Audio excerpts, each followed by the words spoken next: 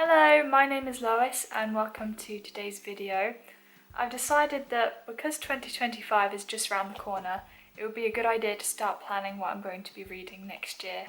So I'm currently surrounded by some piles of books, so let's get into it. So I have here the final part of The Lord of the Rings, The Return of the King. I've been going quite slowly through the Lord of the Rings books. I've been reading like one a year for the past couple of years, so I think it's time to find out what happens in the end. I'm sure my brothers would be very excited as well that I can finally watch the Lord of the Rings trilogy in a movie marathon with them, which is one of their favourite things to do. So yes, the third part of J.R.R. Tolkien's epic adventure, The Lord of the Rings. The armies of the Dark Lord are massing as his evil shadow spreads even wider. Men, dwarves, elves and ents unite forces to do battle against the dark. Meanwhile, Frodo and Sam struggle further into Mordor in their heroic quest to destroy the One Ring. Yeah, I'm excited to find out what happens next because, having just finished the Two Towers a few months ago, Frodo's been captured by the orcs. So I need to see how he gets out of that situation. And I'm very excited as well that the Ents are in this book as well because I really loved the Ents in the Two Towers, so that's exciting. And of course I just love the world of Middle-earth as well. It's just incredibly beautiful. I'm wondering if there's going to be some more poems in there. I just feel like it's such an iconic story that I can't wait to finally be able to say that I've read The Lord of the Rings. So now I have another book trilogy to finish, which is C.S. Lewis's Cosmic Trilogy. So I'm excited to read the third one, which is That Hideous Strength. Now this book seems to be the one most talked about actually, with a lot of people drawing parallels with the book and today's society or politics. I'm not quite sure yet because I've not read it, but I'm excited to find out about that. There's also a bear on the cover, and bears are currently my favourite animal. I'm trying to work out which species of bear this is. I don't feel too confident to say though. But I also have the impression that this is the only one of the trilogy that is set on Earth, which will be quite interesting because I feel like a very large part of the first two books is the setting and the other planet that they're on. So I'm curious to see more of how C.S. Lewis writes Earth. Now following on from That Hideous Strength, I have a few more C.S. Lewis books. In fact, next year I'm hoping to possibly do a part 2 to my C.S. Lewis collection video, which I did about a year ago, because I have quite a few C.S. Lewis books that I've still not read and a few that I still need to buy as well. But here we have The Four Loves, which I might have tried to start reading before. I have this one as part of a box set of the C.S. Lewis signature classics. I have this one left to read, and I have Miracles as well, but I feel like I want to read that slightly less than some of the others, so I've left that out of this video. But if you think that that is really worth reading, then let me know. So yes, The Four Loves. Millions of words have been written on the true nature of love, but few are as succinct as in this book. This seminal inspirational work divides love into 4 categories: affection, friendship, eros, and charity. The first 3 come naturally, but without charity, C.S. Lewis shows how all love can become distorted, bitter, and even dangerous. Yeah, I'm quite interested as well in language and the meaning of words. And for a while I have been kind of interested in the idea of love because it is used so broadly in English that so often it kind of loses its meaning. So to dive into the different categories of it that C.S. Lewis is going to talk about sounds like something very interesting. So I'm looking forward to reading this. Next up I have How to Be a Christian, Reflections and Essays. This feels to me like it might be a bit of a follow-up after Mere Christianity, although to be honest I would quite like to reread Mere Christianity as well, so I'm torn about reading that or going straight to this. This is also in a really beautiful hardback copy. It's very shiny and I'm excited to read it. From the best-selling author of Mere Christianity and the Screwtape Letters comes a collection that gathers the best of C.S. Lewis's practical advice on how to live out the Christian faith today.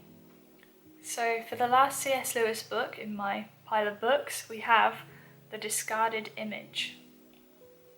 Now this is one of those books, like many of the books I have with me right now, that I'm both very excited to read but also slightly intimidated, slightly daunted by. It seems like it might be quite dense. This is definitely a more academic book. I had to buy it in the Cambridge University Press bookshop. It describes it as an introduction to medieval and Renaissance literature. The Discarded Image paints a lucid picture of the medieval worldview, providing the historical and cultural background to the literature of the Middle Ages and Renaissance. It describes the image, discarded by later years, as the medieval synthesis itself, the whole organisation of their theology, science, and history into a single complex, harmonious mental model of the universe. This, Lewis's last book, has been hailed as the final memorial to the work of a great scholar and teacher and a wise and noble mind.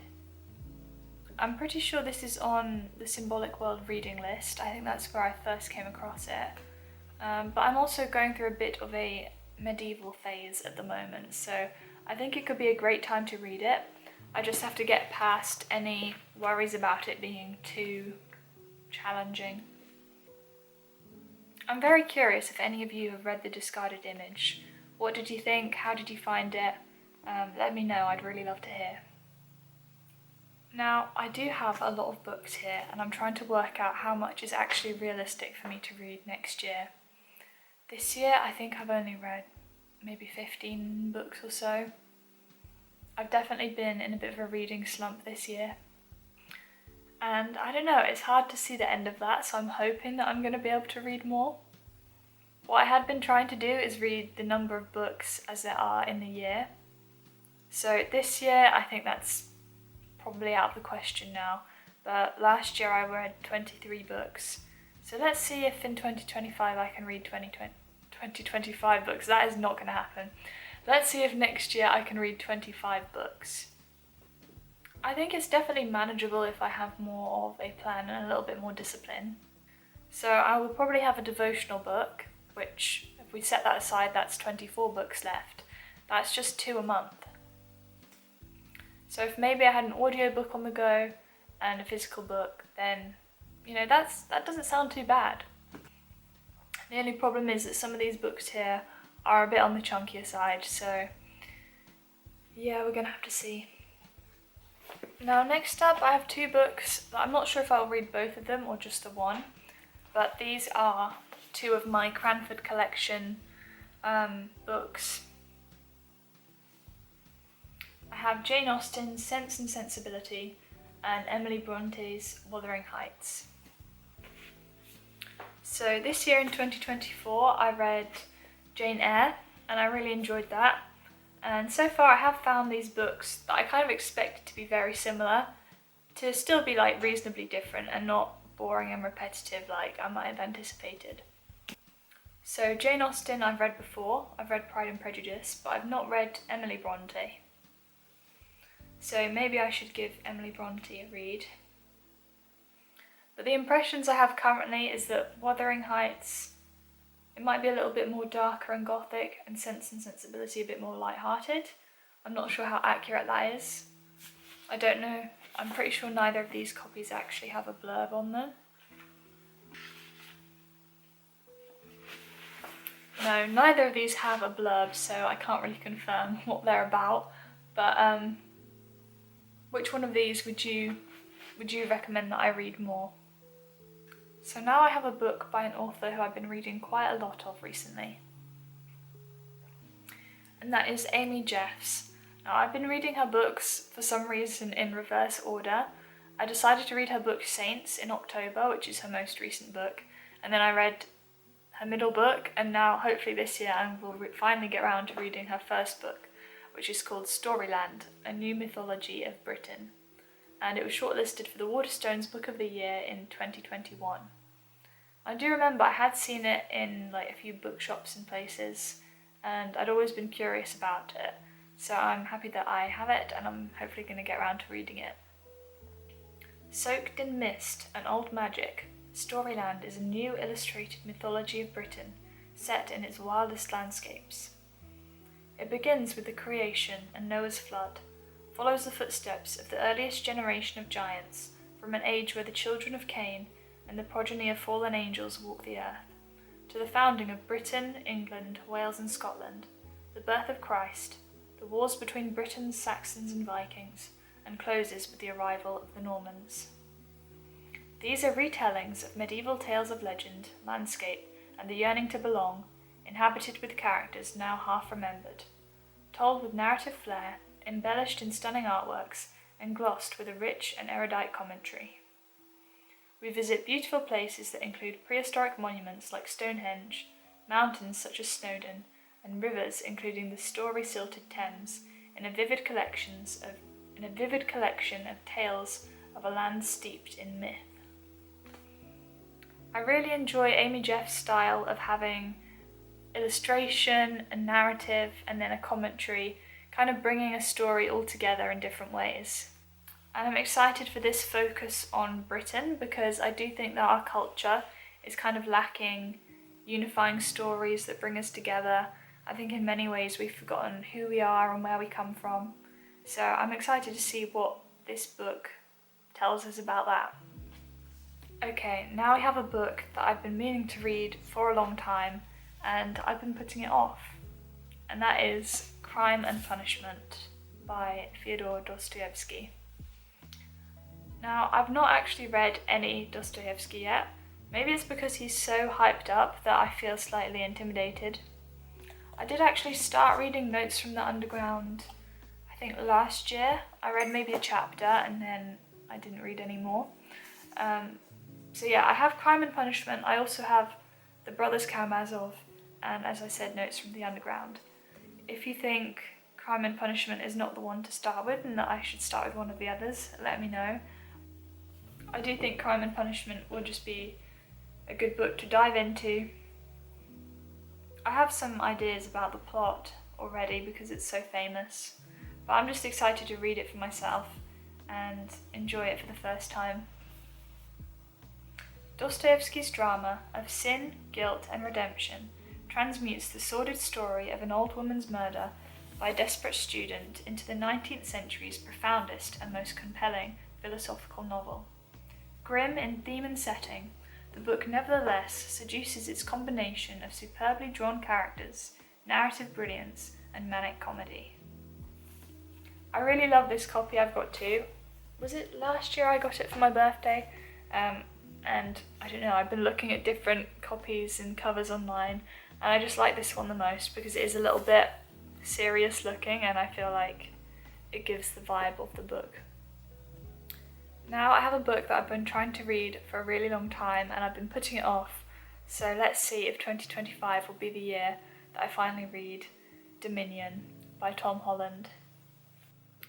Dominion tells the epic story of how those in the West came to be what they are and why they think the way they do. Ranging from Moses to Merkel, from Babylon to Beverly Hills, from the emergence of secularism to the abolition of slavery, it explores why, in a society that has become increasingly doubtful of religion's claims, so many of its instincts remain irredeemably Christian. Christianity's enduring impact is not confined to churches. It can be seen everywhere in the West, in science, in secularism, in gay rights, even in atheism. It is, to coin a phrase, the greatest story ever told. Now, as seen from other books, I'm definitely interested in history, but I've not read just a straight history book before. But hopefully my kind of curiosity about seeing how things have become the way that they are will overcome my feelings of intimidation by the book. And yeah, I just need to just go for it and get into it. I think the other thing is I've not really read very much non-fiction this year. Maybe I need to start with a small non-fiction book just to dip my toes back into it. I think that sounds like a good idea. Anyway, yeah, I think I just need to dip my toes back into reading non-fiction again. So perhaps I'll read a smaller non-fiction book to do that. and then see if I can finally get through this.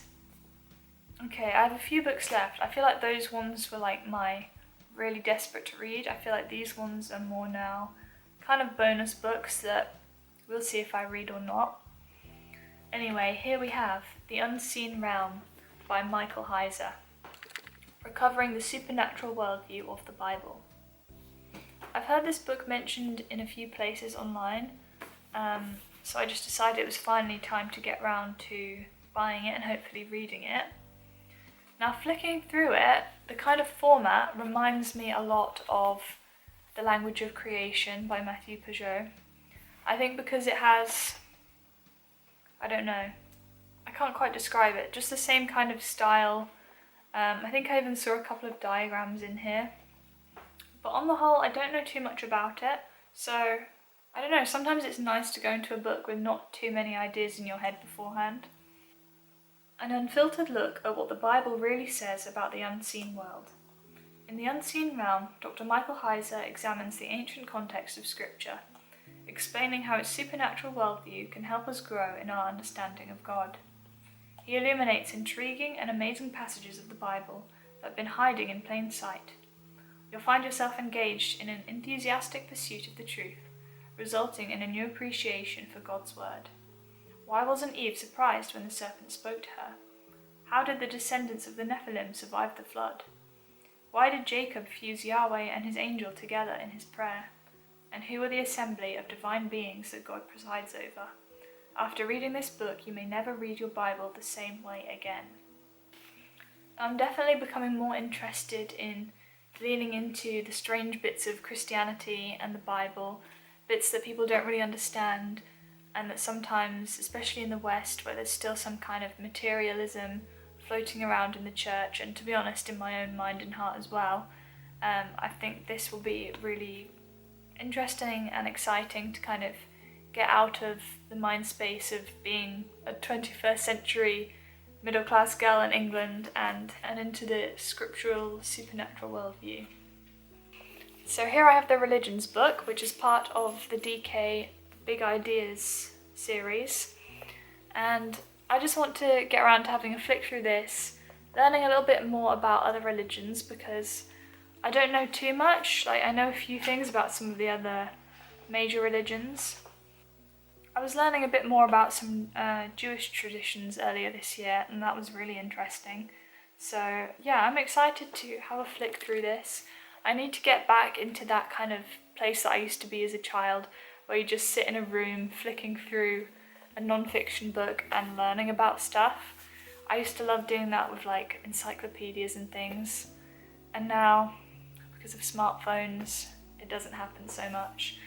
And I have to say, that is my biggest struggle with reading, is not just wasting all my time on my phone. So if anyone else is going through this, which I'm sure many of you are, let's work hard together not to do it. And if any of you are out of the other side of smartphone addiction, please send help to the rest of us. So thank you for joining me today as I've gone through the books that I'm hoping to read in 2025. Let me know if there are any of these you've read before, which of these I should prioritise. I'm excited to hear, and let me know if you have any reading plans for next year. And I'll see you in the next video. Bye!